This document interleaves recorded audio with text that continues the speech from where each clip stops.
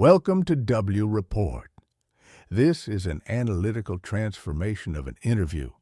Only the key answers, rephrased questions, and our commentary.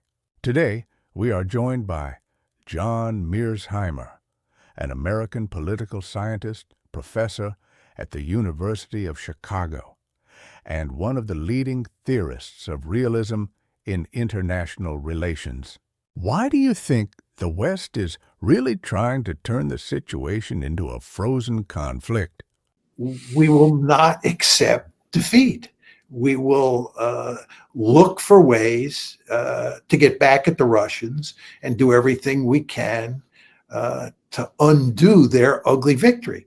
And of course, the Ukrainians will do the same thing, right? The Ukrainians are never going to accept this defeat, and they'll be looking ways to get back the territory that they've lost, including Crimea. And we, of course, will be in cahoots with them. And the question is, what happens then? And, this is where Kaliningrad comes in. As I like to say, there's 6 different flashpoints that are, in effect, associated with Ukraine and the frozen conflict that's coming.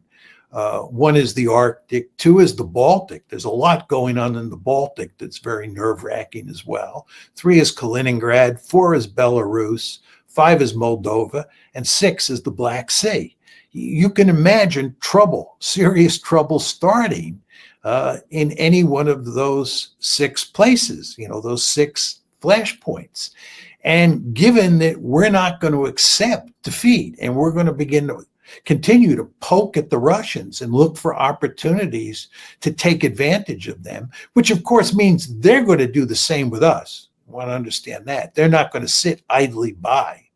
The potential for trouble in Europe for the foreseeable future is very great. It's a really depressing situation if you think about it. Mearsheimer believes that a Russian victory is now inevitable, and that the West and Ukraine are heading toward a humiliating defeat. But instead of accepting reality, the U.S. and its allies will seek revenge, provoking Russia through a frozen conflict and new flashpoints of tension. If tomorrow President Trump suddenly decides that continuing the confrontation with Russia is pointless and instead wants to rebuild relations, ignoring advice from European leaders, and he calls you for guidance, what would you advise him to do first? I'm not sure there's very much you can do at this point. I think Trump could do a 180-degree turn, and he could accept the Russians' main demands, and he and Putin could work out some sort of deal. The problem is it would be almost impossible to convince the Ukrainians to accept the deal. It would be almost impossible to convince the Europeans to accept the deal. And as we know from listening to Senator Kennedy and Newt Gingrich and other Americans who represent the mainstream, getting the foreign policy establishment in the United States to go along with that deal that Trump works out with Putin would be extremely difficult.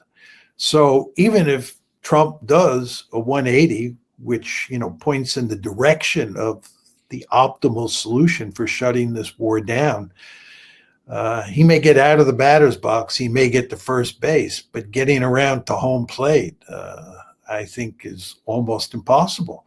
So I think this is one of those cases where there just is no solution at this point. Do you think the worst option would be doing nothing, and that perhaps Trump could actually reach a deal with Putin by ending U.S. military support for Ukraine without direct interference? Could that scenario be the least bad among the available options? Well, this is the argument, correct me if I'm wrong, where you basically say, we've worked out a deal.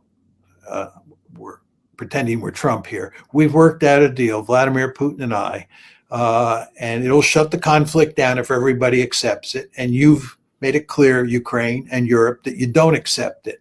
That's fine, but we're out of here. You're on your own now. and then you trust that the situation on the battlefield is such that the Ukrainians and the Europeans have no choice but to accept the deal with the Russians. I think that's probably a step in the right direction. It's just the problem, Danny, is it's so hard for me to imagine Trump doing that. Right. I mean, that doesn't answer your question. I think your question, I think your instincts are right. It would be better. You'd get to second base, maybe third base. But just on Trump, the problem that Trump faces is that he didn't shut this down immediately. What he had to do was act decisively and use that honeymoon period that he had for, a month or two or three to basically coerce the Europeans and even the Ukrainians to play real hardball with them and play the peacemaker. But he didn't do that. And Right. the problem is he's waffled. He's just been all over the place. And for him to do a 180-degree turn now, it's just hard for me to see how he can do this. Couldn't agree with you more. And just take Keith Kellogg. In the beginning, it looked like he was going to sideline Keith Kellogg, which I think was smart because Keith Kellogg represented the foreign policy establishment. But Kellogg has come back from the dead, right? And Kellogg is now a player. And there are lots of people in his administration who identify with Kellogg's views. And the fact is, who in the administration agrees with Trump? I mean, who shares Trump's views on Ukraine? I think there's one person, and that's J.D. Vance. And he's not out front on this issue.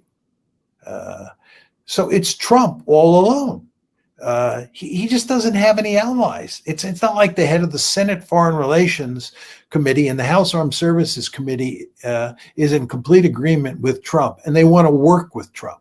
There's nobody who wants to work with Trump, right? They're all opposed. They all want to continue this war forever. And that's where we are. And of course, the Europeans and the Ukrainians think the same way.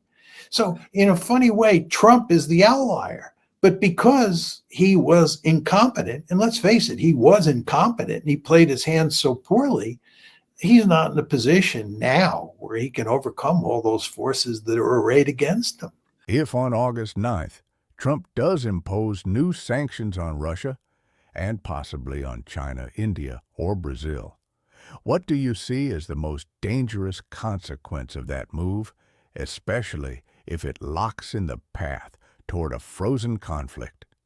Well, I think your description of what will happen is the likely outcome. I find it hard to believe, as I said before, that he would put 500% tariffs on India and China.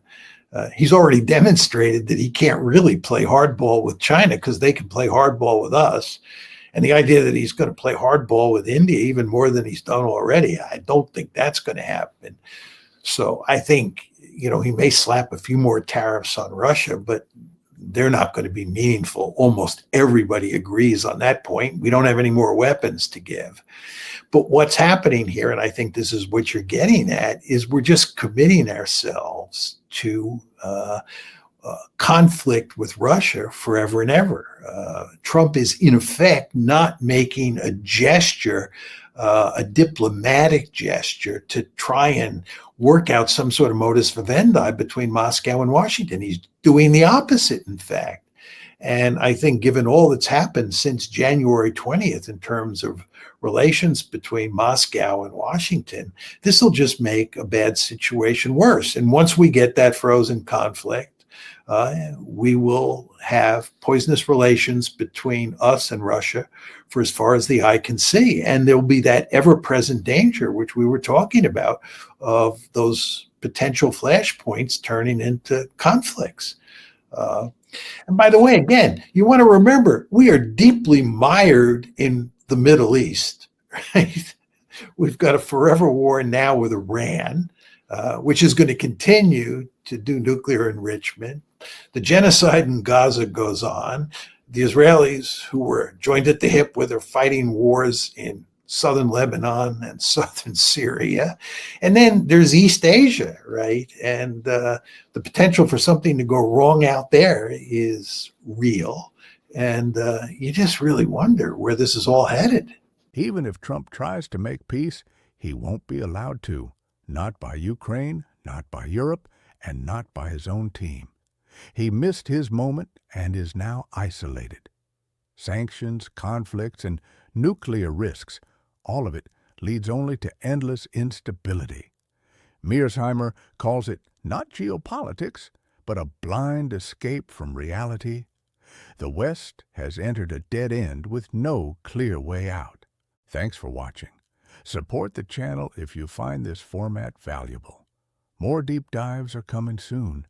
Until then, think for yourself and draw your own conclusions.